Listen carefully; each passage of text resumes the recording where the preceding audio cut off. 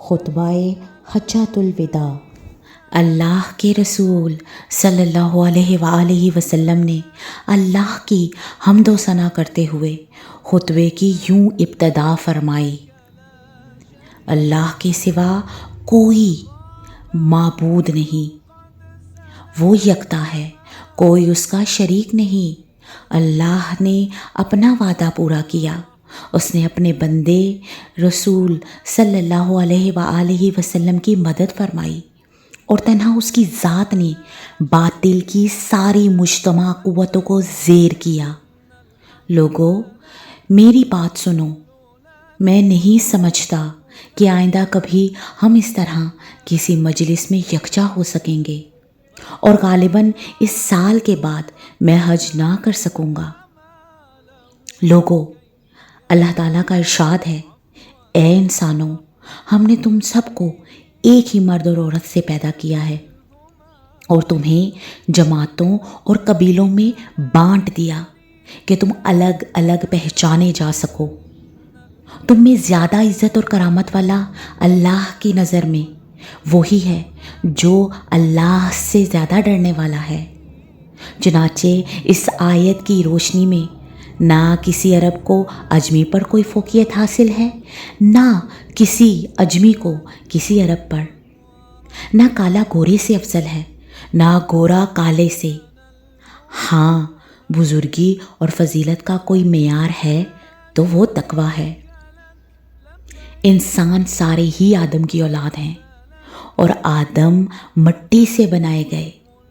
اب فضیلت اور برتری کے سارے دعوے، خون اور مال کے سارے مطالبے اور سارے انتقام میرے پاؤں تلے روندے جا چکے ہیں۔ بس بیت اللہ کی تولیت اور حاجیوں کو پانی پلانے کی خدمات اعلیٰ و خالیٰ باقی رہیں گی۔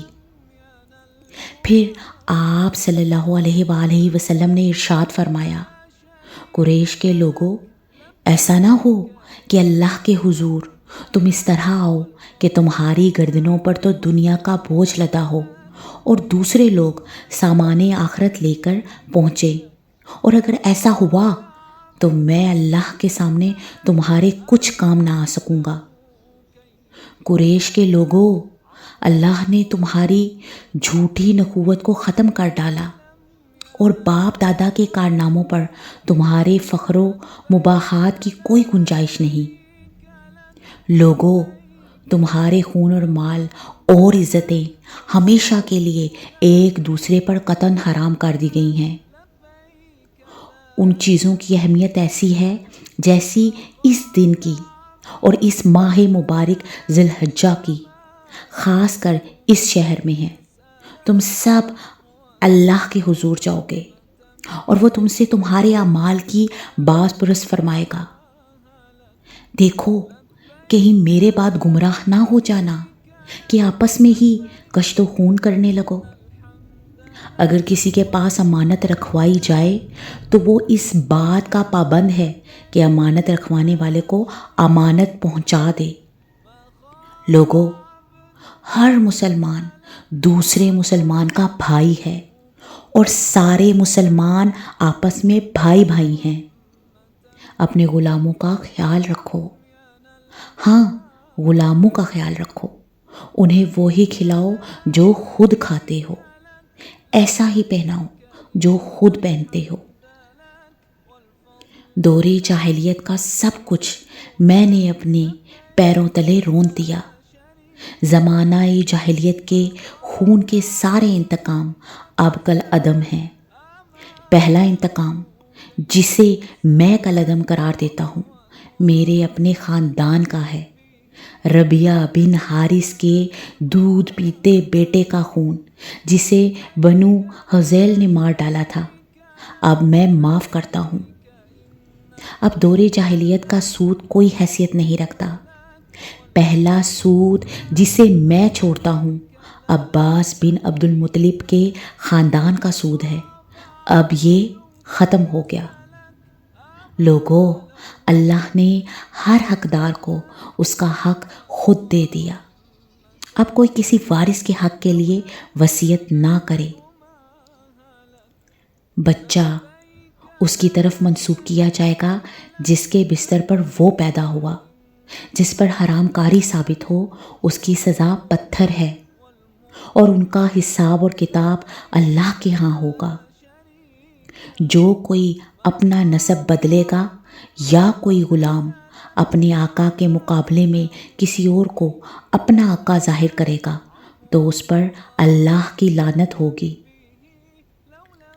قرض قابل ادائیگی ہے، عاریتاً لی ہوئی چیز واپس کرنی چاہیے، تحفے کا بدلہ دینا چاہیے، اور جو کوئی کسی کا ضامن بنے وہ تاوان ادا کرے۔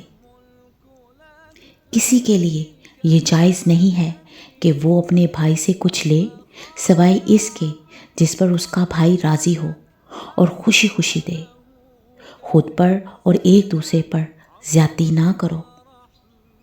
عورت کے لیے یہ جائز نہیں کہ وہ اپنے شوہر کا مال اس کی اجازت کے بغیر کسی کو دے۔ دیکھو، تمہارے اوپر تمہاری عورتوں کے کچھ حقوق ہیں، اسی طرح ان پر تمہارے حقوق واجب ہیں۔ عورتوں پر تمہارا یہ حق ہے کہ وہ اپنے پاس کسی ایسے شخص کو نہ بلائیں جسے تم پسند نہیں کرتے، اور وہ کوئی خیانت نہ کریں، کوئی کام کھلی بے حیائی کا نہ کریں، اور اگر وہ ایسا کریں تو اللہ کی جانب سے اجازت ہے کہ تم انہیں معمولی جسمانی سزا دو، اور وہ باز آ جائیں تو انہیں اچھی طرح کھلاؤ پہناؤ۔ عورتوں سے بہتر سلوک کرو کیونکہ وہ تمہاری پابند ہیں اور خود اپنے لیے وہ کچھ نہیں کر سکتی۔ چنانچہ ان کے بارے میں اللہ کا لحاظ رکھو کہ تم نے انہیں اللہ کے نام پر حاصل کیا اور اس کے نام پر وہ تمہارے لیے حلال ہوئیں۔ لوگو، میری بات سمجھ لو، میں نے حق تبلیغ ادا کر دیا۔ میں تمہارے درمیان ایک ایسی چیز چھوڑے جاتا ہوں کہ تم کبھی گمراہ نہ ہو سکو گے اگر اس پر قائم رہے، اور وہ اللہ کی کتاب ہے۔